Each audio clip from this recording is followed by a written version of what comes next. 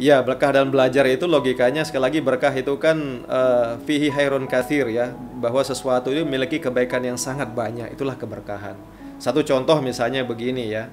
Uang 5.000 bagi yang berkah misalnya dibanding katakanlah uang 50.000. Nah, contohnya uang 5.000 yang berkah ini ketika kita miliki, ya kita bisa anggaplah kita bisa berikan kepada 5 anak yang kebetulan dia rajin azan di masjid. Ya kebetulan bukan sih kita sebut-sebut, ini pernah kita lakukan itu, sehingga ternyata dengan yang 5.000 ini 5 anak ini besok lomba-lomba dia.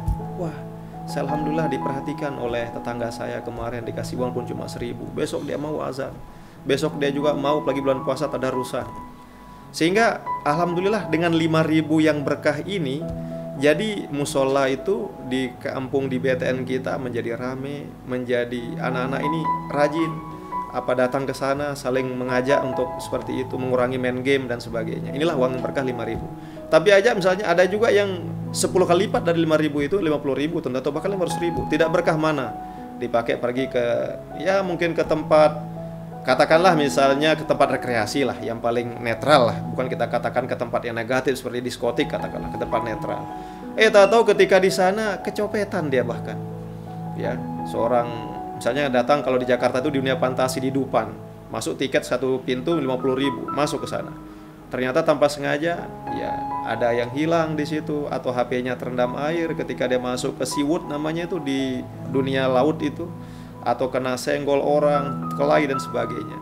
Nah, itu satu contoh hilang keberkahan, dicabut oleh Allah. Walaupun lebih banyak ternyata membawa kemudaratan. Dia justru bertemu dengan sebuah persoalan. Dia ketemu dengan sesuatu yang membuat dia berpikir berlama-lama. Beda kalau yang 5.000 tadi lah contoh keberkahan. Ilmu pun begitu. Maaf sekali lagi ya kalau kita dengar istilah orang-orang zaman dahulu. Dan maaf satu lagi ya, setelah kita tua kita rasakan ya. Yang dulu saya pernah kita kuliah S1, S2 kan kita dijajali teori di kampus nih.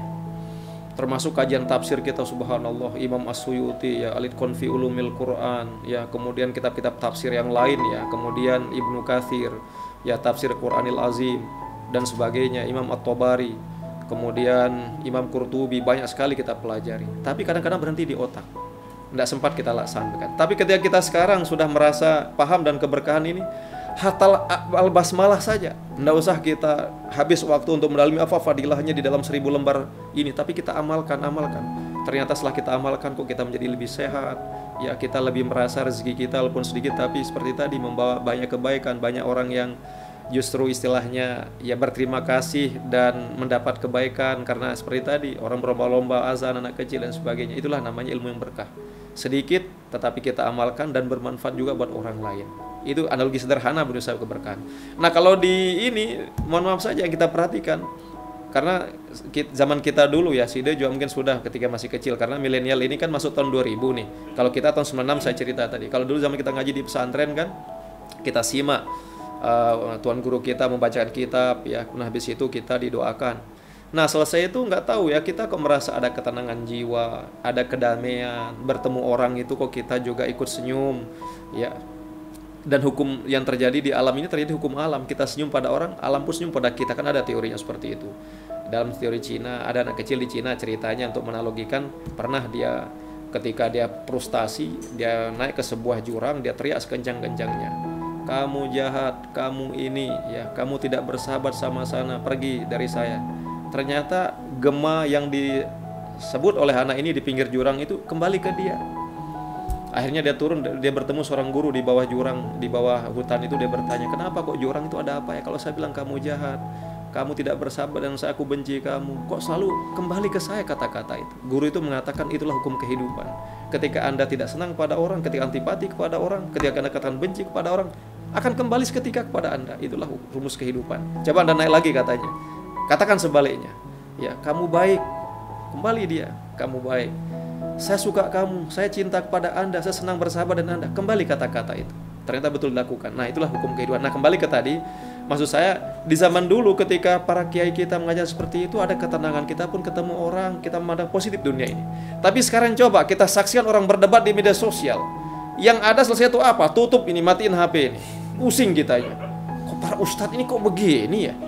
Para tuan guru ini kok begini? Mana kita ikutin ya? Yang ada apa? Pusing. Itu tuh contoh keberkahan yang dicabut oleh Allah. Seketika itu kan, pusing yang terjadi. Kita hanya melihat orang yang juga ada kacamata seperti mereka. Oh, ini Ustadz Tuan Guru aja kok debat tadi. Ada orang kampung, ada teman kita di sebelah, lain mazhabnya, lain baju organisasinya. Apa kamu nono, apa kamu nakal? Karena di benak kita, di alam bawah sadar kita ikuti Tuan Guru kita tadi yang debat. Nah, ini satu contoh keberkahan udah dicabut. Yang terjadilah fatab syalu, orang berdebat, hilang wibawa kita, hilang keberkahan kita. Akhirnya dalam waktu lama kita tidak saling sapa. Ada sumbangan padahal lebih dekat dari rumah kita alihkan ke orang lain itu di Gunung Rinjani jauh-jauh misalnya. Karena frame yang terbangun tadi, ini musuh saya. Karena Tuan Guru saya mengajarkan itu di media sosial. Walau bisawab, tapi itu satu contoh. Makanya sekali lagi itu contoh analogi tentang keberkahan dan maaf ya, yang dipertontonkan di media sosial misalnya seperti itu. Makanya mohon maaf bagi generasi muda, saya hendak mengatakan para Tuan Guru, mari kita belajar untuk menghormati perbedaan, kita saling mendengar, tidak hanya kita ingin didengar, tapi kita juga mendengar pendapat yang lain. Kalaupun ternyata menurut kita itu tidak sesuai dari apa yang kita yakini selama ini, maka jangan kita salahkan pihak lain, karena yakinlah bahwa pihak yang lain juga memiliki dasar masing-masing, ya memiliki sumber masing-masing yang tidak bisa kita paksa. Yang ada sekarang adalah bagaimana kita berfastabiqul khairat. Menurut saya kita berlomba-lomba melaksanakan, mengerjakan yang kebaikan. Ingat bahwa kita mendengar orang lain berlaku tasamuh, toleransi kepada itu bagian dari al khairat, kebaikan itu sendiri.